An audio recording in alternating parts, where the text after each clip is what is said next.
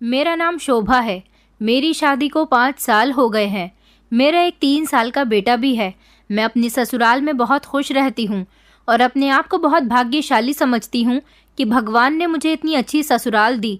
मेरे ससुराल में मेरे पति के अलावा मेरी सास और मेरी एक जवान नंद भी मौजूद थी। जब मेरी शादी हुई थी तब मेरी नंद की उम्र लगभग 15 साल थी। अब वो 20 साल की हो चुकी थी। मेरी नंद बहुत अच्छी थी, सीधी सादी और मासूम सी। वो देखने में बहुत खूबसूरत थी। मेरे लिए मेरी नंद बिल्कुल मेरी छोटी बहनों जैसी थी। वो मेरी बहुत इज्जत किया करती थी और स्कूल से आने के बाद मेरा घर के काम में भी हाथ बटाती थी, जबकि मेरी सास ज़्यादातर बीमार ही रहती थी, इसलिए वो अपने कमरे से ज़्यादा बाहर नहीं आती थी और उनसे घर का कोई काम भी नहीं होता था। मैं और मेरी नंद ही घर के सारे काम करते थे, जबकि मेरा पति सुबह को अपनी फैक्ट्री जाया करता था। मेरा पति एक बहुत बड़ी फैक्ट्री में वर्कर की नौकरी पर लगा हुआ था। हम लोग अपनी मिडिल क्लास जिंदगी में बहुत खुश थे और बहुत सुकून के साथ जिंदगी गुजार रहे थे। मेरी नंद सुबह में स्कूल जाती थी और स्कूल से आने के बाद अपने कपड़े चेंज करके थोड़ी देर अपने कमरे में आराम किया करती थी। मगर आजकल मैं नोटिस कर रही थी कि मेरी नंद की हरकतें आजकल कुछ बदली बदली सी थी। ये उसकी चढ़ती जवानी की उम्र थी। मैं हमेशा उसके साथ रहती थी। वो पढ़ाई में भी बहुत अच्छी थी। वो इस तरह की लड़की थी कि अगर पढ़ाई में उसके थोड़े से भी नंबर कम आ जाते थे तो वो बहुत परेशान हो जाती थी। वो पढ़ाई में इतनी इंटेलिजेंट थी कि जब भी फ्री होती थी अपनी बुक्स लेकर पढ़ने के लिए बैठ जाती थी। लेकिन आजकल तो उसने अपनी पढ़ाई पर ध्यान देना बिल्कुल ही छोड़ दिया था। न जाने उसे क्या हो गया था कि वो अपनी बुक्स लेकर बैठती ही नहीं थी, बल्कि कमरे के अंदर बंद हो जाती थी। उसके होठों पर हमेशा अजीब सी मुस्कुराहट होती थी। वो रोमांटिक मूवीज देखती थी, सॉन्ग सुनती थी और आजकल तो हर रोज टीवी पर रोमांटिक मूवी लगाकर उसे बड़े ध्यान से देखती थी। मुझे तो ऐसा लगता था जैसे मेरी नंद किसी को पसंद करने लगी है, क्योंकि उसकी हरकतें ही कुछ ऐसी होती जा रही थी। मैं तो उसे बहुत अच्छा समझती थी और आज भी मेरे दिल में उसके लिए बहुत इज्जत है। लेकिन जब मुझे उसकी सच्चाई के बारे में पता चला तो मैं हैरान रह गई थी, क्योंकि आजकल वो हम सब से अलग अलग रहने लगी थी। उसके चेहरे की मुस्कुराहट तो जैसे कहीं खो गई थी। मैं उसके इस उदास चेहरे को देख देखकर बहुत परेशान हो रही थी। मगर एक बात बहुत अजीब थी। मेरी नंद स्कूल जाने से मना करने लगी थी। समझ नहीं आ रहा था कि वो स्कूल जाने से क्यों मना कर रही है। इतनी इंटेलिजेंट लड़की जो अपनी पढ़ाई के लिए हमेशा बहुत सीरियस हुआ करती थी, अब न जाने उसको क्या हो गया था। मैं और मेरी सास उसे समझा बुझाकर स्कूल भेज दिया करते थे तो वो बहुत ज़्यादा परेशान नजर आती थी। उसका इंटर कंप्लीट होने वाला था। उसके स्कूल का आखिरी साल रह गया था। फिर हम लोग उसका एडमिशन कॉलेज में करवाने वाले थे। मेरी नंद शुरू से ही चाहती थी कि वो लॉयर बने, इसलिए हम उसके इस सपने को पूरा करना चाहते थे। लेकिन अब ना जाने वो इतनी खामोश खामोश सी रहती थी और किसी से कोई बात भी नहीं करती थी। अब वो अपनी पढ़ाई से आखिर इतनी दूर क्यों भागने लगी थी। जब वो खुश रहती थी तो लगता था कि कुछ गड़बड़ है, उसका किसी से अफेयर चल रहा है। लेकिन जब वो अपनी पढ़ाई से दूर भागने लगी तो हम लोग कंफ्यूज हो गए थे, न जाने उसको क्या हो गया है। एक दिन मुझे अपनी नंद पर शक होने लगा। मैंने अपनी नंद का पीछा किया तो एक दिन ये देखकर मैं दंग रह गई कि वो जितनी सीधी हम लोगों के सामने बनती थी ऐसी नहीं थी, क्योंकि उसकी सारी सच्चाई खुलकर मेरे सामने आ चुकी थी। क्योंकि मेरी नंद का नाम आंचल था। घर में सब लोग उसे बहुत प्यार किया करते थे। हालांकि वो मेरे पति की भी लाडली थी। मेरे पति के पिता की मौत उनके बचपन में ही हो गई थी। उन्होंने अपनी बहन को एक पिता की तरह पाला था, क्योंकि जब मेरे ससुर जी की मौत हुई थी तो मेरी नंद बहुत छोटी थी।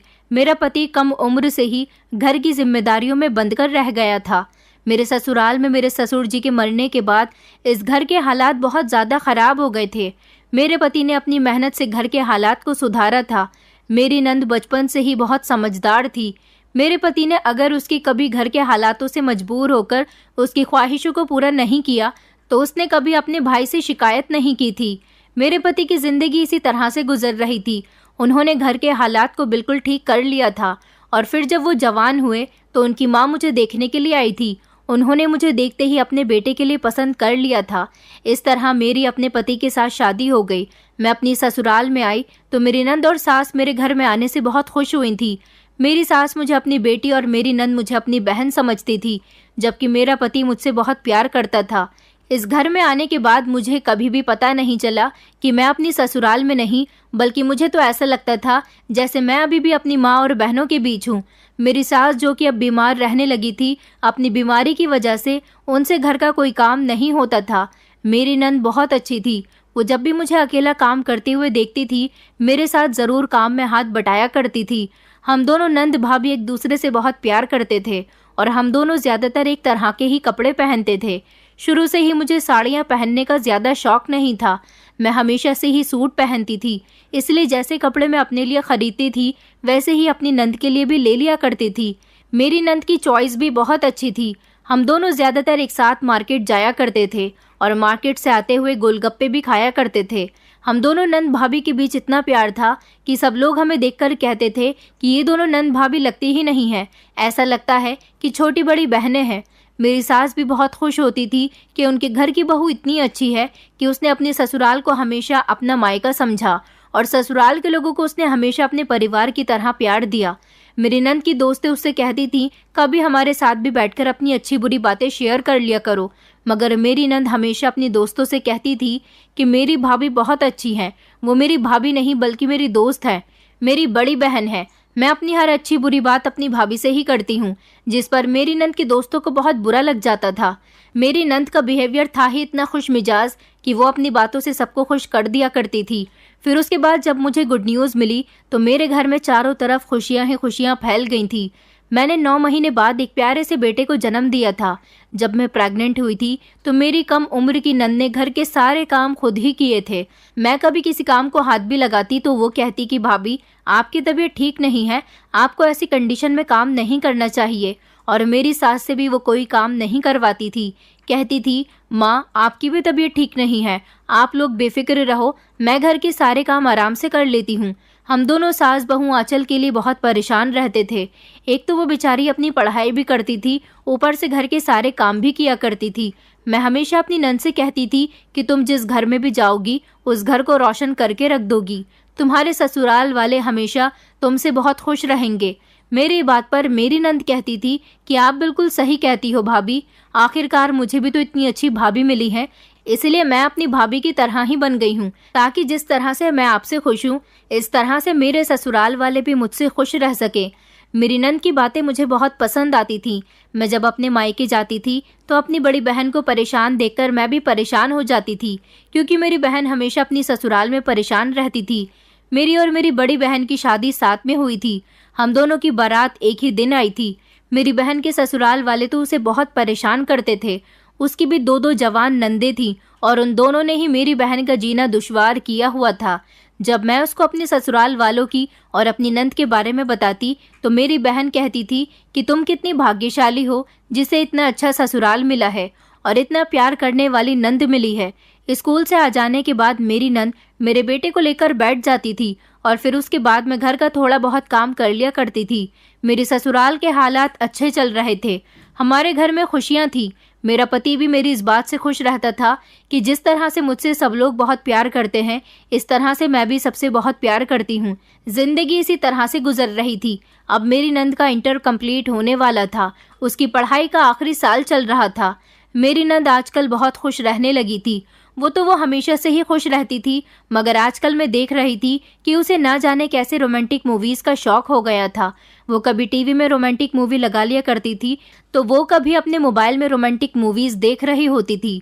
हालांकि पहले मेरी नंद ऐसी नहीं थी, क्योंकि पहले तो उसे कभी इतनी फुर्सत भी नहीं मिलती थी कि वो बैठकर टीवी या मोबाइल देखा करे। पहले वो स्कूल से आने के बाद मेरे साथ काम में लग जाती थी और फिर अपनी पढ़ाई लेकर बैठ जाया करती थी। रात को हम लोग जल्दी ही सो जाते थे, क्योंकि मेरी नंद को सुबह उठकर स्कूल भी जाना होता था। मैं अपनी नंद के इन इशारों को समझ नहीं पाई थी कि आखिर वो इतनी क्यों खुश है। मैंने सोचा कि अच्छी बात है, वो अपनी लाइफ को एंजॉय करने लगी है। वैसे भी बेचारी हमेशा काम में ही लगी रहती है। कुछ दिन इसी तरह से गुजर गए थे। मेरी नंद स्कूल से आ जाने के बाद जब घर के किसी काम को हाथ नहीं लगाती थी और टीवी के आगे बैठ जाती थी या फिर अपने मोबाइल में लगी रहती थी। पहले मेरी नंद मेरे साथ भी काफ़ी देर तक बातें करती थी। हम दोनों खूब हंसी मजाक किया करते थे। हम दोनों के बीच बिल्कुल फ्रेंडली बिहेवियर था। ऐसा नहीं था कि मेरी नंद मुझसे किसी बात पर नाराज़ थी, बस उसके मूड में खुद ही बदलाव आ गया था वो मुझसे दूर दूर रहने लगी थी या फिर मेरे साथ बातचीत करने का उसके पास टाइम नहीं था। फिर मैं इग्नोर कर देती थी और सोचती थी कि उसकी भी अपनी पर्सनल लाइफ है, वो शायद अपनी लाइफ में बिजी हो गई होगी, आखिर वो अब बड़ी हो रही है। इस तरह से मेरे साथ कब तक बच्ची बनी रहेगी। मेरी नंद रात को खाना जल्दी ही खाकर कमरे के अंदर चली जाती थी और मैं और मेरे पति रात को एक साथ खाना खाते थे, जबकि मुझे अपनी सास को जल्दी ही खाना देना होता था क्योंकि उन्हें दवाई भी खानी होती थी, इसलिए वो जल्दी खाना खाने के बाद सो जाया करती थी।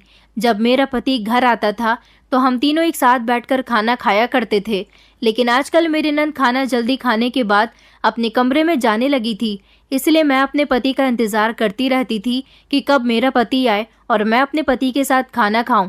जैसे ही मेरा पति घर आता था तो हम दोनों एक साथ खाना खाते थे। एक दिन मेरे पति ने मुझसे पूछ भी लिया कि आंचल को क्या हो गया है, आजकल वो हमारे साथ खाना नहीं खाती, क्या जल्दी खाना खा लेती है। मैंने अपने पति से कहा कि जी, वो जल्दी ही खाना खाने के बाद अपने कमरे में चली जाती है, शायद थक जाती होगी। लेकिन धीरे धीरे मुझे अपनी नंद पर शक होने लगा था, क्योंकि दिन बढ़ने के साथ साथ उसके बिहेवियर में भी काफ़ी सारा बदलाव आ गया था। लेकिन अब जो मैंने अपनी नंद की हरकतें देखनी शुरू की, उसकी हरकतों को देखने के बाद तो मुझे ऐसा लगता था कि वो हम लोगों का भरोसा तोड़ने की कोशिश कर रही है और किसी दिन हम लोगों की इज्जत के साथ खेल जाएगी। वो सुबह सुबह स्कूल जा रही थी जब मैंने उसे रोक लिया। मैंने उससे कहा, आंचल ज़रा इधर तो आओ, मेरी बात सुनो। वो आकर मेरे सामने खड़ी हो गई। मैंने उसे सर से लेकर पैर तक गौर से देखा था। मैंने कहा, ये तुम क्या करके स्कूल जा रही हो। मेरी बात पर मेरी नंद कहने लगी, क्या हो गया है भाभी, आपकी बात का क्या मतलब है। मैं कुछ समझी नहीं। मैंने कहा, आखिर तुम ये किस होलिये में स्कूल जा रही हो। तुमने अपनी आंखों में काजल लगाया हुआ है, होठों पर लिपस्टिक है, चेहरे पर क्रीम भी नजर आ रही है। आखिर तुम मेकअप करके स्कूल क्यों जा रही हो।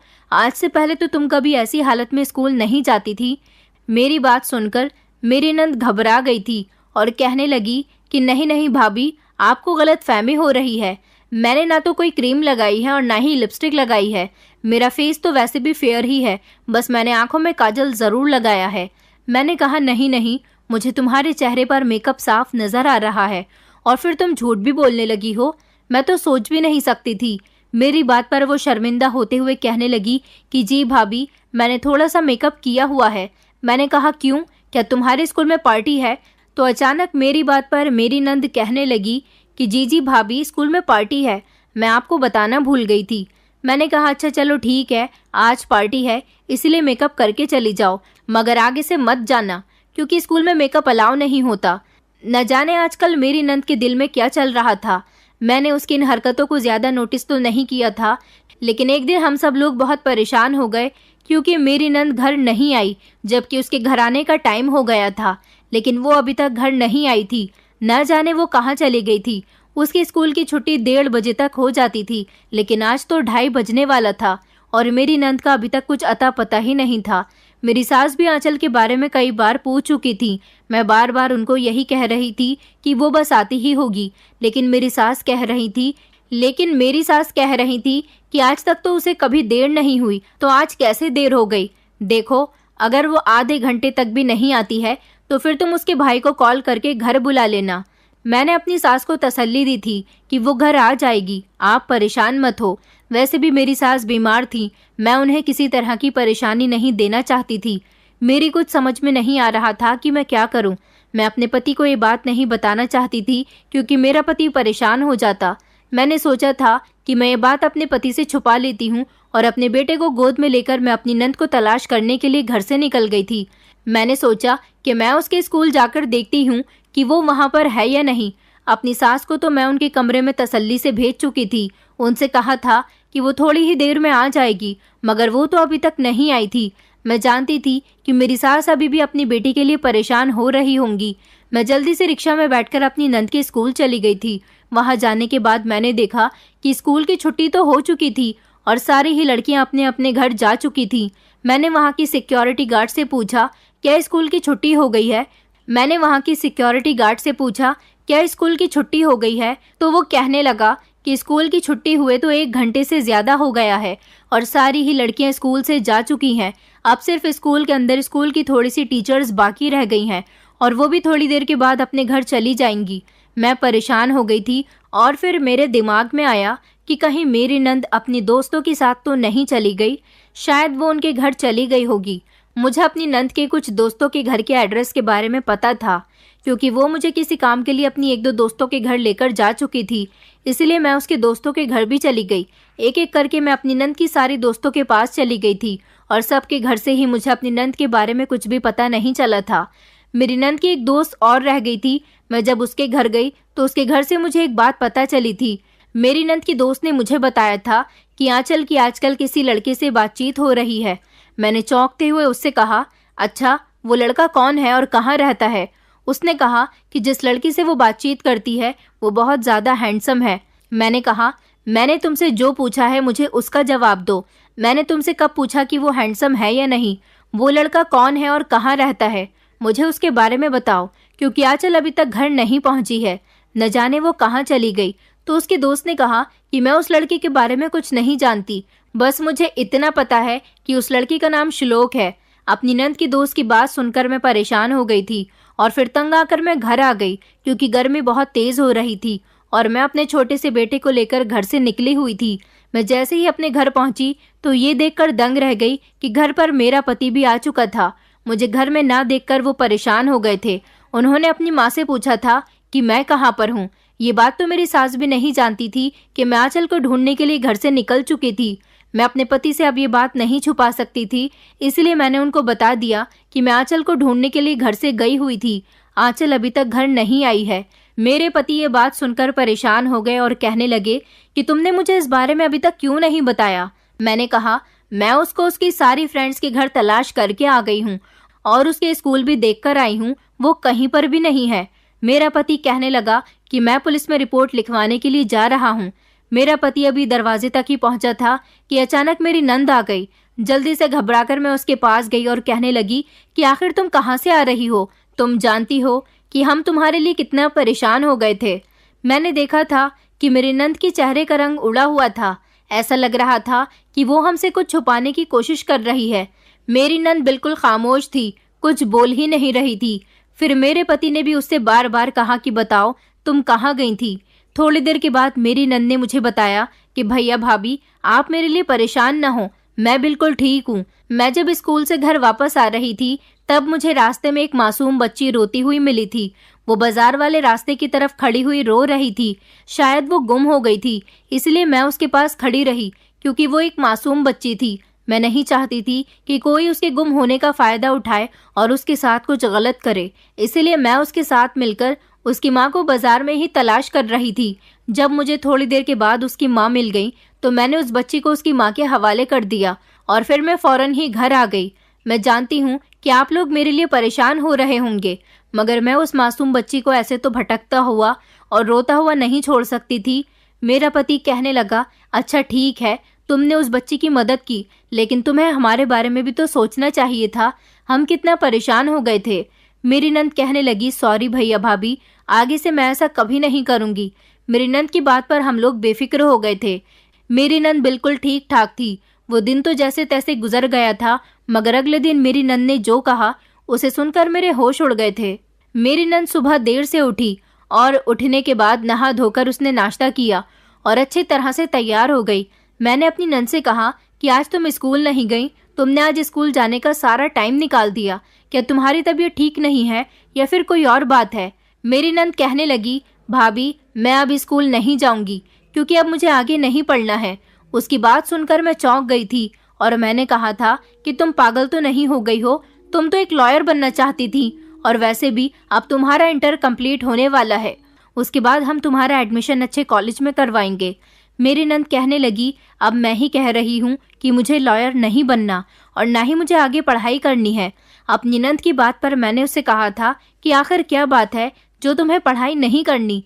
उसने मुझे कोई वजह नहीं बताई थी और वो मेरे पास से उठकर चली गई थी। अगले दिन भी वो स्कूल नहीं जा रही थी। मैंने उसे समझाया था कि तुम अपनी पढ़ाई खराब क्यों कर रही हो, आखिर ऐसा करने से तुम्हें क्या हासिल होगा, लेकिन उसने मेरी कोई बात नहीं मानी और उसने स्कूल जाना बंद कर दिया।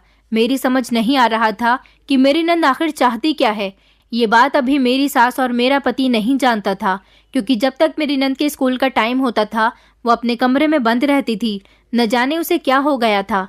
मेरा पति एक दिन मुझसे पूछने लगा कि आंचल की पढ़ाई कैसी चल रही है। अब तो उसके बोर्ड के एग्जाम्स आने वाले हैं, बस उसका इंटर कंप्लीट हो जाए, मैं जल्दी ही उसका एडमिशन अच्छे कॉलेज में करवा दूंगा। मैंने अपने पति को बता दिया था कि आंचल पढ़ाई छोड़ चुकी है, जबकि उसके 2 बोर्ड एग्जाम्स निकल चुके हैं। ये बात सुनकर मेरे पति के होश उड़ गए थे। मेरा पति कहने लगा, ये तुम क्या कह रही हो? तुमने इस बारे में मुझे पहले क्यों नहीं बताया? मैंने अपने पति से कहा कि मैंने आंचल को समझाने की बहुत कोशिश की थी, मगर उसने मेरी एक नहीं मानी। मैंने अपने पति से कहा कि वो जवान लड़की है, मैं उसके साथ जोर जबरदस्ती नहीं कर सकती और आपको भी नहीं करने दूंगी। इसलिए वो अगर अपनी पढ़ाई पूरी नहीं करना चाहती तो ना करे, क्योंकि शिक्षा हासिल करने का हक इंसान को अपनी मर्जी से होना चाहिए। मेरी बात सुनकर मेरा पति खामोश हो गया था और कहने लगा कि अच्छा ठीक है, अगर वो आगे नहीं पढ़ना चाहती तो उसकी मर्जी, मगर उसे इंटर कंप्लीट कर लेना चाहिए था। अपने पति की बात सुनकर मैं खामोश हो गई थी, क्योंकि मेरे पति ने कभी भी अपनी बहन की किसी बात को नहीं टाला था। लेकिन मैं देख रही थी कि मेरी नंद की आंखें अब रोई रोई सी होती थीं। ऐसा लगता था कि वो बहुत रोई है। मैं उससे पूछने की बहुत कोशिश करती थी कि तुम रो क्यों रही थी, तुम्हारी आंखें ऐसी क्यों हो रही हैं। मेरी नंद हर बार यही कहती थी कि नहीं भाभी, आपको कोई गलतफहमी हो रही है, मैं नहीं रोई हूँ। कुछ दिन इसी तरह से गुजर गए थे, जब एक दिन मेरी नंद उल्टियाँ कर रही थी।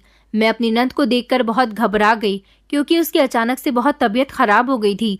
मैं जल्दी से उसको लेकर अस्पताल चली गई और उसका चेकअप करवाया, मगर डॉक्टर ने जो मुझे बात बताई थी उसे सुनकर मेरे पैरों तले से जमीन निकल गई थी।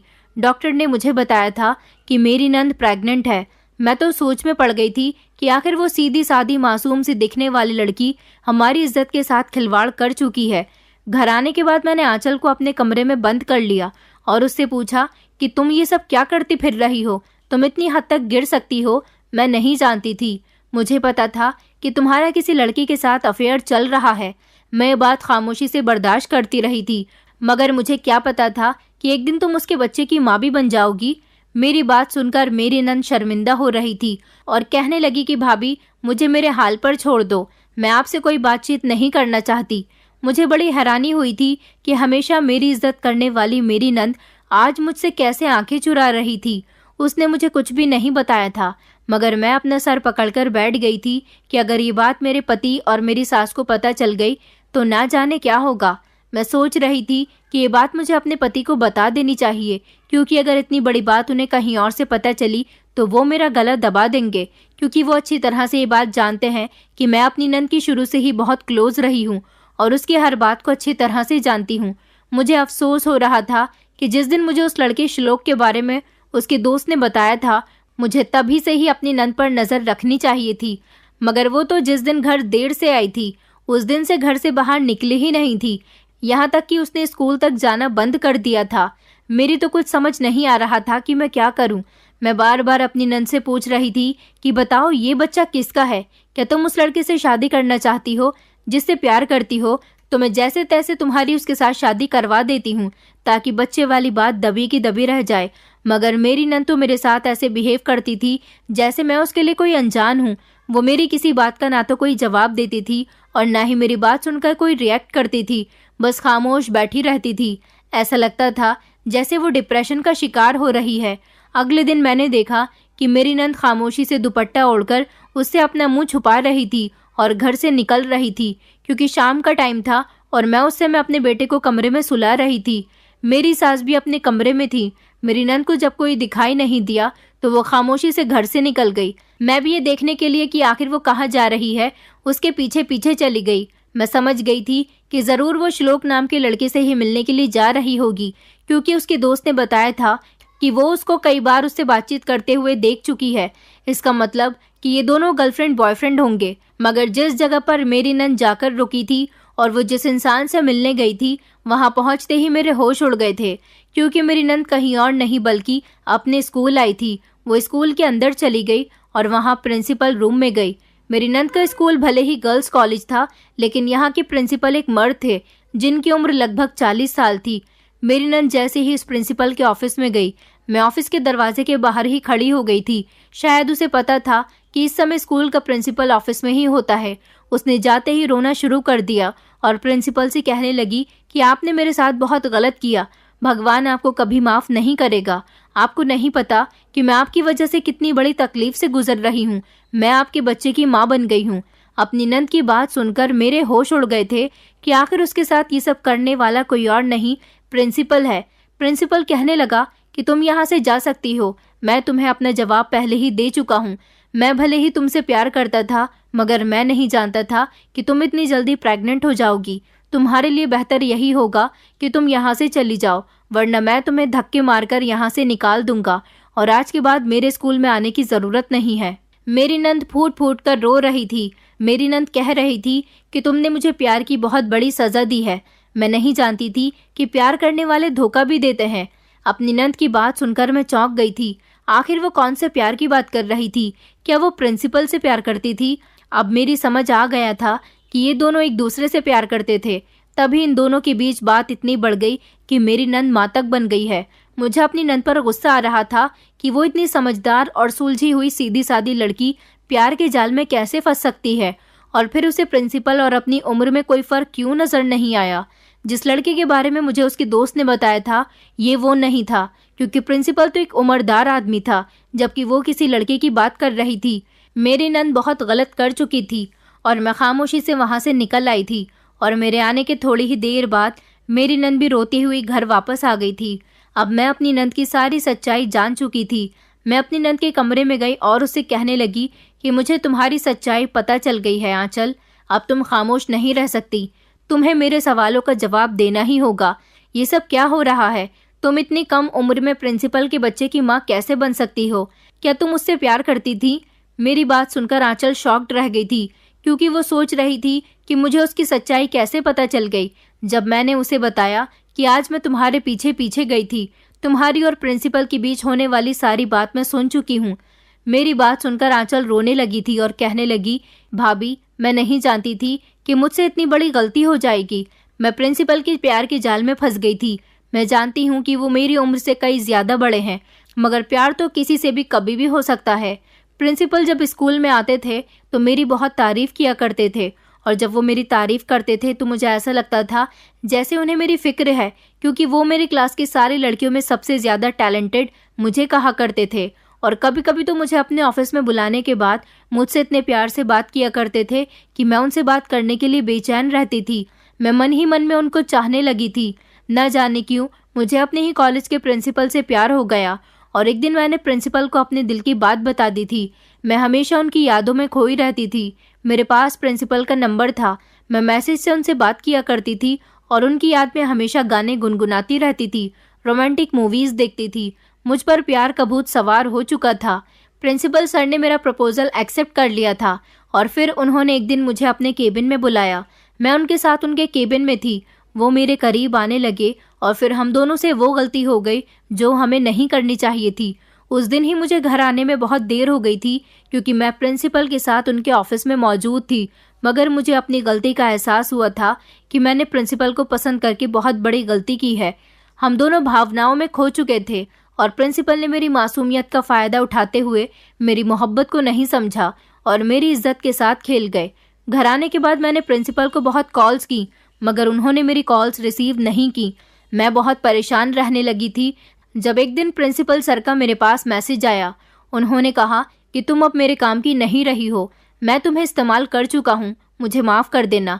मेरे बीवी बच्चे भी हैं, इसलिए अब मेरे पीछे पड़ने की कोई ज़रूरत नहीं है, और हम दोनों के बीच जो कुछ भी हो गया है उसके बारे में किसी को मत बताना, और मेहरबानी करके स्कूल आने की ज़रूरत नहीं है, क्योंकि मैं जानता हूँ कि लड़कियाँ बहुत भावुक होती हैं, किसी न किसी को अपने बारे में ज़रूर बता देती हैं। मैं तुमसे प्यार नहीं करता। जब तुम मेरे करीब आने लगी थी तो मैंने सोचा कि क्यों ना तुम्हारा फ़ायदा उठा लिया जाए। प्रिंसिपल की बात सुनकर मैं दंग रह गई थी और बहुत रोई थी। मैंने उसके बाद प्रिंसिपल से बात करने की बहुत कोशिश की, मगर उन्होंने अपना नंबर स्विच ऑफ कर दिया था। यही वजह थी कि मैंने स्कूल जाना भी छोड़ दिया था। मैं आगे नहीं पढ़ना चाहती। मैं नहीं चाहती थी कि मेरी इस कंडीशन के बारे में किसी को कुछ भी पता चले। तभी तो मैं आपसे भी दूर दूर रहती थी, ताकि आपके साथ रहूंगी तो आपको भी बातों बातों में कुछ ना कुछ बता ही दूंगी। मैं बहुत परेशान हो गई थी। मेरी समझ नहीं आ रहा था कि मैं क्या करूं, लेकिन जब उस दिन मुझे पता चला कि मैं प्रेग्नेंट हूं तो मुझसे रहा नहीं गया और मैंने सोच लिया था कि मैं प्रिंसिपल से बात करके ही रहूंगी। मैंने प्रिंसिपल के दूसरे नंबर पर कॉल की, जो उनके घर का नंबर था, और उन्होंने मुझे सख्त मना किया हुआ था कि इस नंबर पर कभी भी मुझे कॉल मत करना। लेकिन अब मैं ये बात उन्हें बताना चाहती थी कि मैं प्रेग्नेंट हूँ और अब वो मेरी मदद करें। तो उन्होंने कहा था कि मैं तुम्हें पहले ही बता चुका हूँ, मैं बीवी बच्चों वाला इंसान हूँ, मैं अपना घर खराब नहीं करना चाहता और आज के बाद मुझसे बात करने की कोशिश मत करना, वरना मैं तुम्हारी हकीकत बता दूंगा कि तुम ही मेरे पीछे पड़ी हुई थी। उसके बाद प्रिंसिपल सर ने मेरी कोई बात नहीं सुनी। मैं आज उनसे फेस टू फेस बात करने के लिए स्कूल गई थी, मगर आज भी उन्होंने मुझे वहां से निकल जाने के लिए कह दिया। आप मेरी सच्चाई जान चुकी हैं। मुझे पता था कि आपको मेरे बारे में ज़रूर पता चल जाएगा, क्योंकि जब आपको ये बात पता चल चुकी है कि मैं प्रेग्नेंट हूँ, यही बात आपके लिए बहुत बड़ी है। मैंने अपनी नंद से कहा कि अच्छा, तुम्हारी दोस्त ने मुझे श्लोक नाम के लड़के के बारे में बताया था, क्या तुम्हारी उससे बातचीत थी? मेरी नंद कहने लगी, हाँ, वो रास्ते में खड़ा हो जाया करता था, वो मुझसे प्यार करता है, मगर मैं उससे कोई प्यार नहीं करती। कहते हैं ना कि प्यार अंधा होता है। मुझे अपने स्कूल के उम्रदार प्रिंसिपल से प्यार हो गया था और मैं उसकी मोहब्बत का शिकार हो गई। मैंने उस लड़के की मोहब्बत को ठुकरा दिया था। वो मुझसे बातचीत करने की कोशिश करता था, मगर मैं उससे बात नहीं करती थी। मैंने उसके प्रिंसिपल के बारे में किसी को भी नहीं बताया था। मेरी कोई दोस्त इस बारे में नहीं जानती। बस रास्ते में आते जाते जब श्लोक मुझसे बातचीत करने की कोशिश करता था, तब मेरी दोस्तों ने मुझे देख लिया होगा। मेरी नंद फूट फूट कर रो रही थी और कह रही थी कि भाभी, मैं बहुत बड़ी मुसीबत में फंस चुकी हूँ। अब मैं क्या करूँ? अगर भैया को इस बारे में पता चल गया तो वो मुझे जान से मार देंगे, क्योंकि बचपन से लेकर अब तक उन्होंने मुझ पर बहुत भरोसा किया है। मैं कहने लगी कि आंचल, तुम इतनी समझदार लड़की थी, आखिर तुम इतनी बड़ी गलती कैसे कर सकती हो? मेरी नंद कहने लगी, भाभी, ये तो मुझे भी नहीं पता कि मुझसे इतनी बड़ी गलती कैसे हो गई। आज मैं अपनी गलती पर बहुत पछता रही हूँ। मैं चाहती थी कि मेरी नंद की इज्जत इस घर में उसकी माँ और भाई के सामने बनी रहे। मैं आंचल के लिए बहुत परेशान हो रही थी। सबसे ज्यादा बुरा तो मुझे इस बात का लग रहा था कि उसको मोहब्बत कैसे इंसान से हुई थी, और चलो मोहब्बत अगर हो ही गई थी तो उस प्रिंसिपल को उसकी इज्जत के साथ इस तरह से खिलवाड़ नहीं करना चाहिए था। अब आंचल की जिंदगी बर्बाद करने के बाद उसे अपनी फैमिली की परवाह हो रही थी, जबकि उसने आंचल की इज्जत की कोई परवाह नहीं की। कभी कभी लड़कियों को भी अपने आप पर काबू करना चाहिए, हर बार लड़के ही दोषी नहीं होते। मेरी नंद ने खुद ही प्रिंसिपल को बढ़ावा दिया था, तभी आज उसने उसके साथ ये सब कुछ किया था। लेकिन भगवान ने मेरी नंद को किस तरह से बचाया था, ये मैं आपको बताती हूँ। कई दिन इसी तरह से गुजर गए थे। मेरी नंद अब 3 महीने की प्रेग्नेंट हो चुकी थी और पिछले 3 महीने से मैंने उसके इस राज को घर वालों से छुपाया हुआ था। वो जब भी अपनी माँ के कमरे में जाती थी तो ढीले ढाले कपड़े पहन लेती थी और बड़े दुपट्टे से खुद को अच्छी तरह से ढक लिया करती थी, ताकि उसकी माँ को उसकी किसी भी हरकत पर शक न हो। और अपने भाई के सामने तो वो आती ही नहीं थी। मगर हम ये राज कब तक छुपा सकते थे? हम परेशान थे कि जिस दिन उसके 9 महीने पूरे हो जाएंगे, ये राज सबके सामने आ ही जाएगा। एक दिन हमारे घर पर श्लोक आया था। मैं जल्दी से उसे अपने कमरे में ले आई थी। वहां पर मेरी नंद भी मौजूद थी। जब उसने आंचल से कहा था कि मैं तुमसे शादी करना चाहता हूँ, मैं तुम्हें कई बार प्रपोज कर चुका हूँ, मगर तुमने एक बार भी मेरे प्रपोजल का जवाब नहीं दिया। अब तुम्हें देखे हुए काफी समय हो गया था। मेरे घर वाले मेरी शादी कहीं और करना चाहते हैं, मगर मैं तो तुमसे प्यार करता हूँ। मैं आज भी तुम्हारे जवाब का इंतजार कर रहा हूँ। मेरे घर वाले मेरी शादी कर रहे हैं, तो मैंने सोचा कि एक बार फिर मैं तुमसे तुम्हारी मर्जी पूछ लेता हूँ। इसलिए मैं तुम्हारे घर पर आया था, ताकि तुम मुझे मिल जाओ और मैं तुमसे बात कर सकूं। मगर तुम्हारी भाभी मुझे यहाँ कमरे में ले आई है। श्लोक की बात पर मेरी नंद नजर झुकाकर बैठी हुई थी। फिर मैंने श्लोक से कहा कि आंचल भी तुमसे प्यार करती है। मेरी बात पर अचानक चौंक कर आंचल ने मुझे देखा था। फिर मैंने उसे आंखों का इशारा किया। फिर उसने अपनी घबराहट को कम किया था। मेरी बात सुनकर श्लोक के चेहरे पर मुस्कुराहट आ गई थी। वो आंचल की तरफ देखकर कहने लगा, क्या सच में तुम मुझसे प्यार करती हो?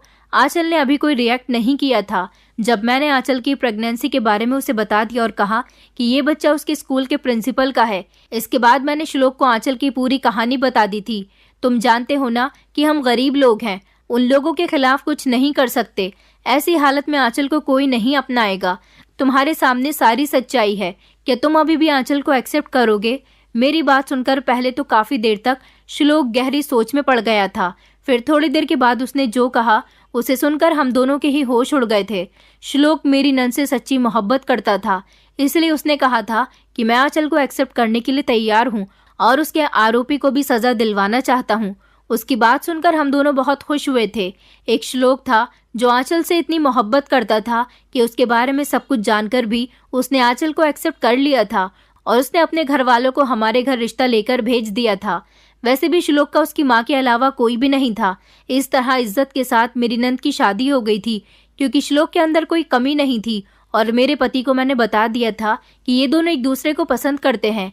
इसलिए मेरे पति ने भी अपनी बहन की पसंद पर इनकार नहीं किया था और मेरी नंद की शादी श्लोक के साथ हो गई। शादी के कुछ दिन बाद ही श्लोक आंचल को लेकर दुबई चला गया। उसने अपना काम वहीं पर शुरू कर लिया और आंचल के साथ खुशी खुशी रहने लगा। वो आंचल को इसीलिए दुबई लेकर गया था ताकि उसकी प्रेगनेंसी के बारे में किसी को कुछ पता न चले। अगर वो यहाँ रहती तो जरूर उसके ससुराल में और मायके में ये खबर फैल जाती कि आंचल पहले से ही प्रेग्नेंट है। श्लोक ने बहुत समझदारी दिखाई थी और यही वजह है कि वो दोनों दुबई में बहुत खुश हैं और श्लोक वहाँ जाने के बाद कामयाब हो गया। ये सब जिस तरह से मैंने आपको अपनी कहानी में एक आसान तरीके से बताया है, ये सब करना हमारे लिए कोई आसान नहीं था, बल्कि कई सारे झूठ बोलने के बावजूद उन दोनों की जिंदगी खुशहाल हो सकी थी। श्लोक आंचल के आरोपी को सजा दिलवाना चाहता था, मगर आंचल ने कहा कि उसे उसके हाल पर छोड़ दो। कहते हैं ना कि इंसान जब किसी के साथ बुरा करता है तो उसके साथ भी बुरा होता है।